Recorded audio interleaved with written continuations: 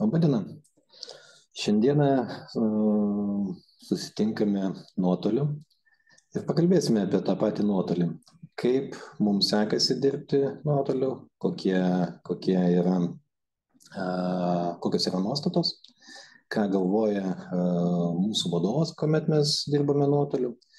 Ir tai mums duoda daugiau naudos ar sukuria daugiau streso ir įtampos. Tai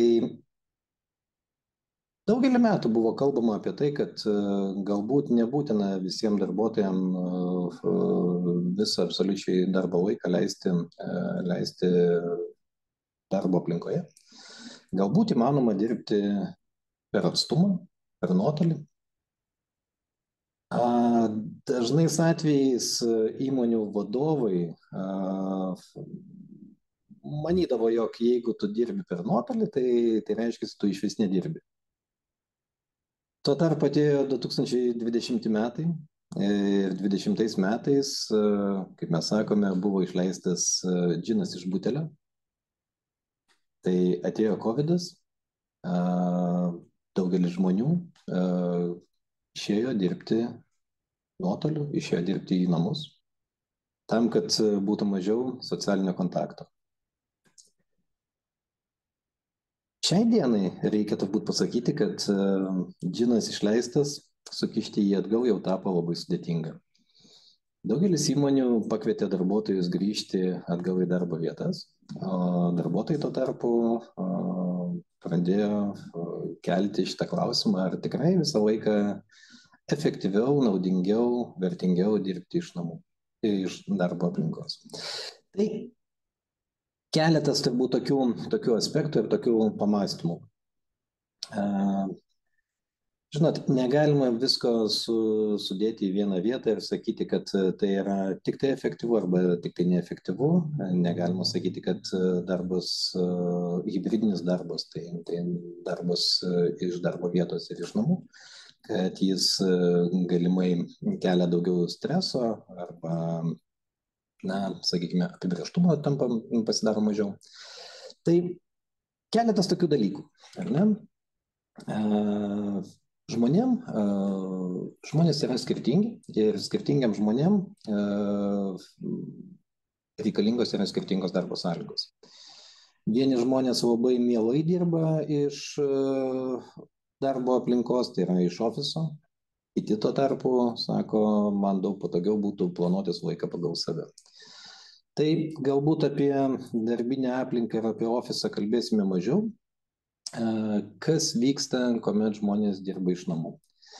Mes per karantino laiką turėjome daug juokelių apie tai, kad žmonės, kuomet dirba iš namų, tai kai kada nepakyla net iš savo lovos, socializuojasi savo naminėje aplinkoje, užsiema naminiais gyvūnais, užsiema vaikų priežiūrą, nebereikia vaikų leisti į mokyklą, į darželį. Na ir jeigu socialinis gyvenimas ima viršų, tokiu atveju natūralu reikėtų suprasti, kad darbui lieka ir mažiau laiko, ir mažiau dėmesio. Ir galimai darbinė aplinka arba darbas, jisai iš tikrųjų tampa netoks efektyvus. Tai keletas tokių dalykų, į ką reikėtų atkreipti dėmesį, kuomet mes dirbame iš namų, dirbame hibridiniu būdu. Šiai dienai yra kalbama apie tai, kad hibridinis darbas turbūt bene efektyviausias formatas prie naujai pasikeitusių sąlygų ir naujai pasikeitusių mūsų nuostatų. Kuomet mes dirbame iš namų, mes ne visada esame linkę labai aiškiai fiksuoti savo tų 8 darbo valandų, tai yra kaip standartas būna nuo 8 iki 5. Bet visada klausimas, ar tikrai tiek reikėtų. Tai keletas tokių paprastų taisyklių, kurias reikėtų įsivesti. Pirmas dalykas, jau apie ką buvau užsiminęs, tai darbas iš namų. Jokiu būdu jis nėra šeimos priežiūra, maisto gaminimas gyvūnų priežiūra ir panašiai. Tai reiškia, kad pirmiausia reikėtų savo susidėlioti, ką aš planuoju padaryti dienos metu, kokius darbus ir kokiamis valandomis aš dirbu. Net ir tada, kai mes dirbame ofise, jau seniai kalbam apie tai, kad laikas nuo 8 iki 5 nėra pats svarbiausias. Tai kažkam tai yra patogiau dirbti nuo 7, o galbūt net ir nuo 6 ryto, o kažkam tai yra patogiau dirbti iki 6, iki 7 valandų vakaro. Ir tai, mano giliu įsitikinimu, tai nėra absoliučiai jokia bėda. Jeigu mes įmonėje bendrai susitarėme laiką, kuomet esame visi savo darbo vietoje, toj nuotoliniai darbo vietoje, kuomet mes galime susijungti, turėti nuotolinius posėdžius ir panašiai. Sekantis dalykas. Darbas iš namų, jisai turi turėti tam tikras sąlygas.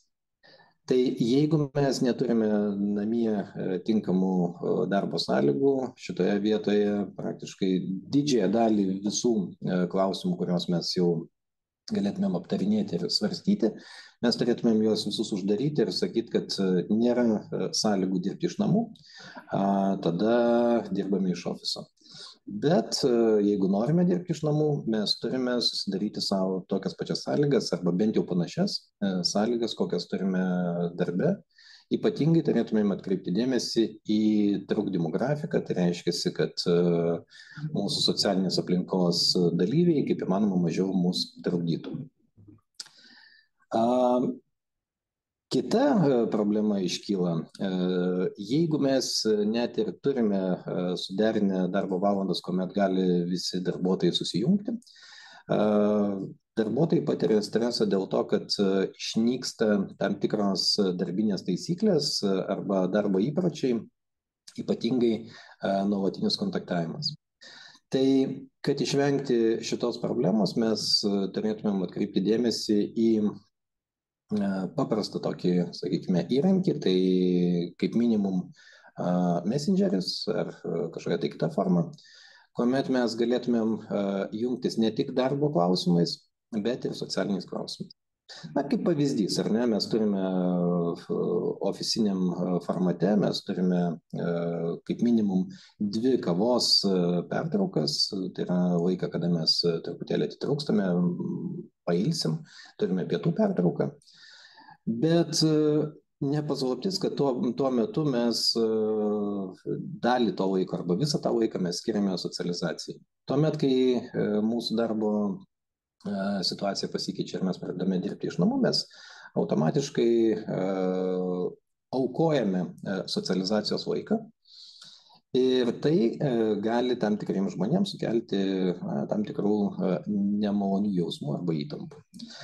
Tai sakoma, kad jungimasis nuotoliu su kolegom turėtų būti ne tik darbo klausimais, bet galbūt ir socialiniais, kuomet galima aptarti, kaip čia mums sekasi, kaip mes čia jaučiamės, kaip sekasi dirbti nuotoliu, ar jau pasiilgo kolegų, ar pasiilgo darbo aplinkos ir panašiai. Tokiu būdu mes turėtumėm suformuoti virtualią mūsų kompaniją arba virtualią mūsų komandą. Tai virtuali komanda yra žmonės, kurie tarpusavį bendrauja ne tik darbiniais klausimais, bet ir savo socialiniais klausimais. Kitas dalykas, labai sudėtinga yra planuotis laiką. Kuomet esi namie, yra labai daug pagundų, pačių įvairiausių. Kaip sakėm, namiškiai, televizorius, šaldytuvas, viryklė. Labai lengva yra nutrūkti, nueiti, sakykime, prasiblaškyti, o paskui yra sudėtinga truputėlį grįžti prie darbinės aplinkos. Mano giliu įsitikinimu žmogus ne visada išdirba 8 valandas. 8 darbo valandas, nes jos ofisiniam formate. Tai kalbant apie naminį formatą, greičiausiai irgi taip pat. Nepaisant viso to, reikia išlaikyti tam tikrą drausmę. Tai jeigu darbe mes turime daugiau galbūt tokio natūralaus spaudimo, tai spaudimo iš aplinkos, spaudimo iš vadovų, na ir patys atitinkamai atėję į darbinę aplinką mes jaučiamės truputėlį įgauname tam tikrą poziciją, tai namie tas yra sudėtingiau, todėl ypatingas dėmesys turėtų būti kreipiamas savo efektyvumo planavimui, tai reiškia savo veiklos planavimui ir savo efektyvumo matavimui. Tai yra planavimas, kuris galbūt ofise jisai gaunasi natūraliai, tai naminėje aplinkoje jisai tampa pakankamai sudėtingas, ar ne? Tai dėl to reikia ypatingai didesnį dėmesį skirti veiklos planavimui namuose, tai reiškia, planuojame kaip minimum savaitę ir jau būtinai planuojame dieną. Kitaip tariant, per tam tikrą valandų kiekį, kokius darbus turėčiau padaryti, ar ne? Ir tada pačiam save spausti.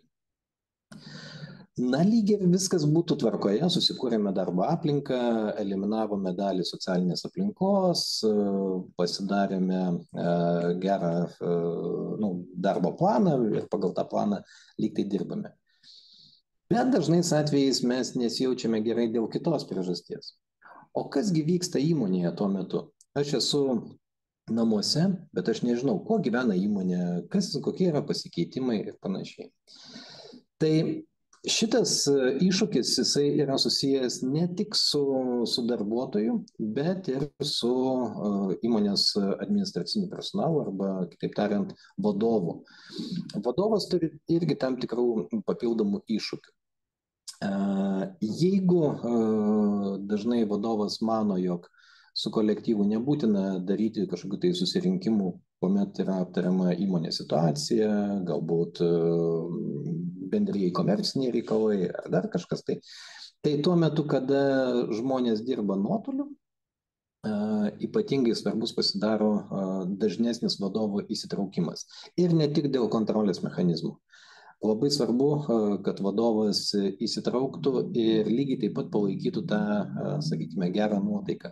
Tai yra pirmas dalykas, kaip sekasi dirbti namie, su kokiais iššūkiais susiduria žmonės, kas labiausiai trukdo ir kas padeda.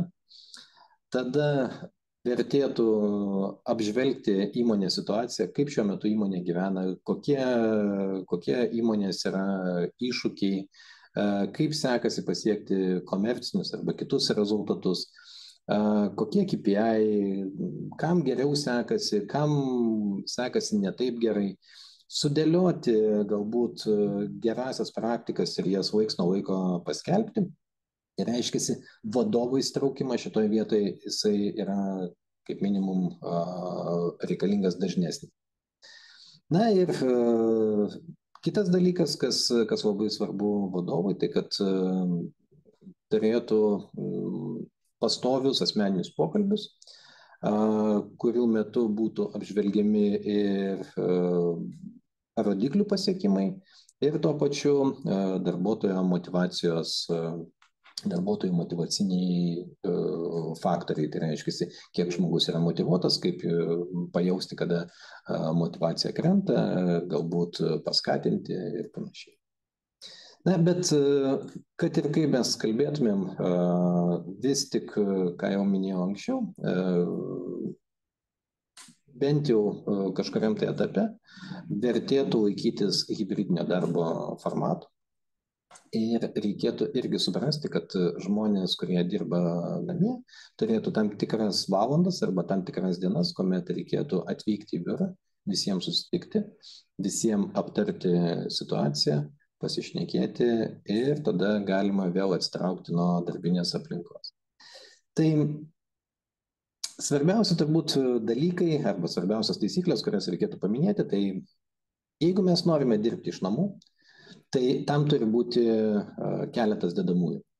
Darbovietė tą turi natūraliai priimti ir suprasti, ir ypatingai vadovai turi suprasti, kad tai nėra blogas variantas, o greičiausiai tai yra netgi efektyvesnis darbuotojo laiko ir energijos išnaudojimas. Darbuotojas turėtų suprasti, kad jeigu aš noriu dirbti iš namų, vadinasi, aš turiu susikurti savo darbo aplinką, tinkamą tokią, kurioje man būtų komfortiška ir efektyvu dirbti. Sekantis dalykas - eliminuoti visus socialinius trukdžius. Tai yra, kaip jau minėjau, gyvūnai, namiškiai, telefoniniai pokalbiai ir visa kita. Tai televizorius, šaldytuvas ir panašiai. Aiškus dienos planas turėtų būti, aiškus savaitės planas ir būtinai turėtų būti apdovanojimas. Tai reiškia, kad tam, kad išlaikyti savo darbo planą, labai būtų svarbu laiks nuo laiko pasidaryti savo tam tikrą apdovanojimą. Tai reiškia, kad dirbu 2 valandas, turiu poilsio 5 minutės. Dirbu 4 valandas, turiu didesnę dalį poilsio. Dirbu 6 valandas, turiu kažkokią tai savo desertinę pertraukėlę. Pabaigiu darbo dieną, einu gamintis pačio skaniausio patiekalo, bendrauju su man pačiais maloniausiais žmonėmis. Tai hibridinis darbas nėra bėda, nuotolinis darbas nėra bėda. Mes tiesiog turime prisitaikyti prie šitos aplinkos ir tokiu būdu pasiekti galbūt ir didesnių rezultatų. Ačiū visiems, kas klausė, žiūrėjo. Iki sekančio pasimatymo.